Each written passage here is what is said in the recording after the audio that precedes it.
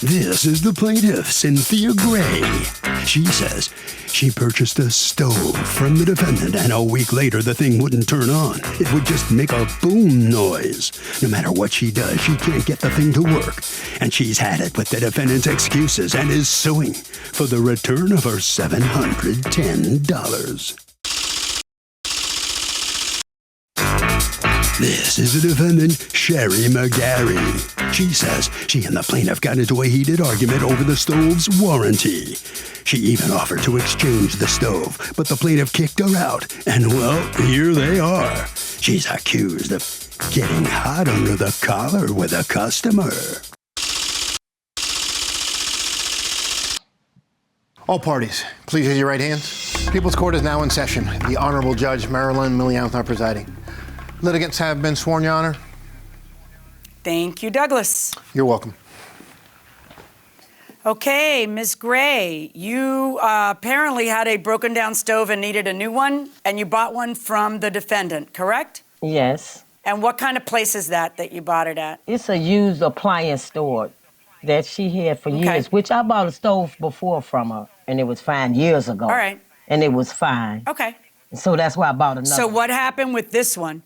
You paid $125 plus $25 to get it delivered, and what happened? Okay, when I got the stove, January the 10th, I bought the stove. February the 12th, on a Wednesday, it went out, and I notified her.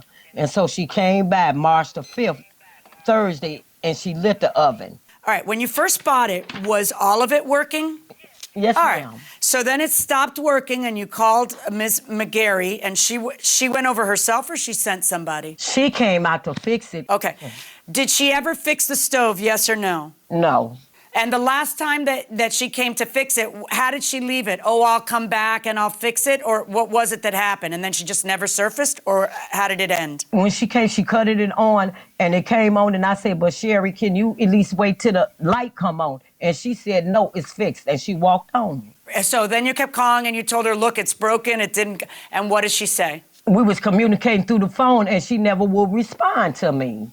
And she came back. Got it. And then what did you do? You ended up ordering a new stove, a brand new stove from someone else for $210, correct? Right. And you paid that person to remove this stove for $20. Ms. McGarry, let me ask you, what's the deal here? Because she gave you many, many months to try to fix it. What happened? What was going on was the burner inside of the oven, which is the burner that actually operates the oven, had a little hole on the side of it. So that meant that when the gas comes on, she will get a big boom because it's a little hole there. And it took me a while, I do admit, it took a while for me to replace that burner, find the right burner to put back in there, put a new igniter in there also as well. After that, she said, well, the top part is not lighting up.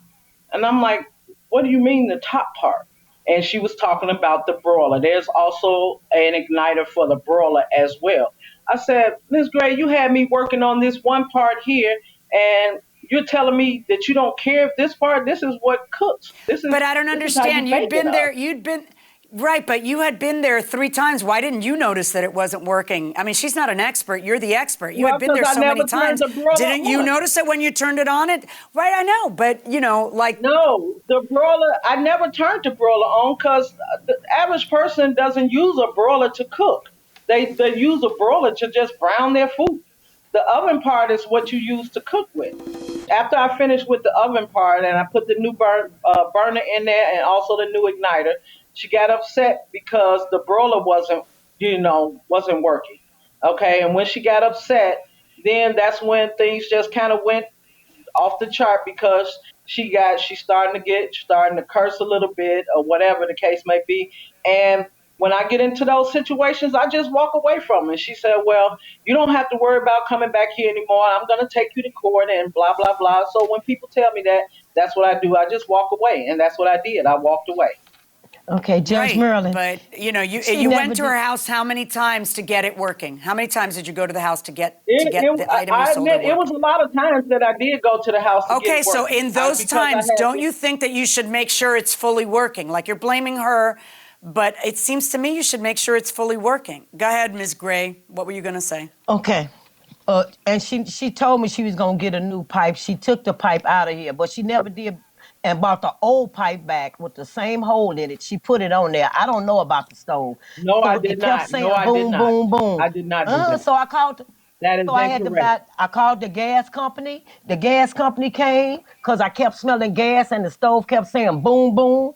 And the gas company, they came and cut it off, and you could see up on the gas paper, it got an X on it. It say natural gas odor leak investigation. It was gas leaking out, Yeah. and then it say down inspect That oven. sounds like that came from your old Okay, stove. everybody stop. Everybody stop. Everybody stop. I'm ready to rule. You paid $125 for the stove. You paid $25 for the delivery. And then you had to pay $20 to get it out of there, right? Yes. I'm ordering her to pay you $170, which would be all your money back on everything that you had to do because of that stove. I am not going to order her to pay you the money for the new stove because then you got a free stove. That doesn't make sense. Your court is about making you whole.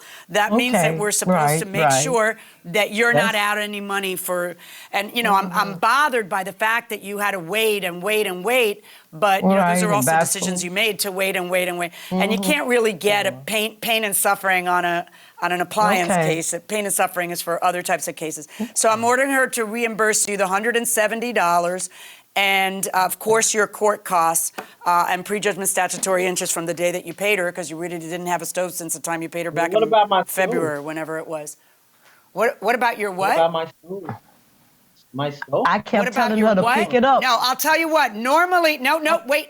Normally, I would be saying go pick up your stove. But that is what it's going to cost you to have ignored the problem for 4 months.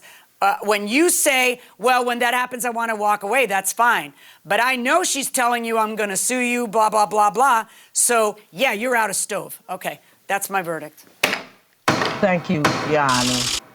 Thank you so much. Ms. McGarry, what do you think? I know you're a little upset, but you took a long time. Are you surprised at the outcome? At the time, I didn't know that the broiler wasn't working at the time, because she never told me until the very end that the broiler wasn't working after I spent all that time repairing it. And I wouldn't have spent all that time had she just accepted another stove. Well, listen, I'm sorry for you, but that's a judge's decision. You got to give her that money. Ms. Gray, let me ask you. I know you're happy to get this resolved.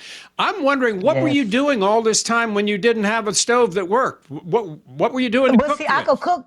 I was cooking on top of the stove. The top of the stove worked where you can fix grits and boil stuff and fry. I just couldn't bake. But I'm fine. I'm so happy with the judgment. All I wanted was my money or another stove. And I got it. That's all I wanted, and I'm satisfied. Okay, good for you.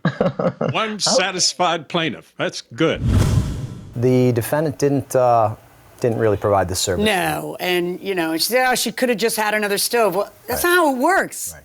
She bought that stove. That was the stove she wanted. Right. You know, that was the oven she wanted. So if that's what she bought from her, fix it or give her money back. It's one or the other. She doesn't have to take another one. Right, and you didn't find that there was a basis to give her money for all the meals she had to eat in between, or no, she was able to use the top, and right. you know, they She were managed. Yeah, She got by with the rest of it. And it was her. She's the one who decided to be that patient. I wouldn't have been that patient. I would have just demanded my money, bought a new stove, and sued her sooner. Right. And it's funny because in the beginning, you know, she sells the appliance to her in February or March, and she's out there in March trying to fix it. She's out there another time trying to fix it and apparently getting it going. She was really on it for a little while, and then it broke again, and then, you know, she just kind of walked away. You might say she kind of put it on the back burner. Oh, jeez. Sorry about that. Cindy wants to know this. Hey, Harvey, if someone knows they have COVID and got on a plane or go to work and someone gets sick, can they be sued? Well, I have wondered about this ever since this pandemic started.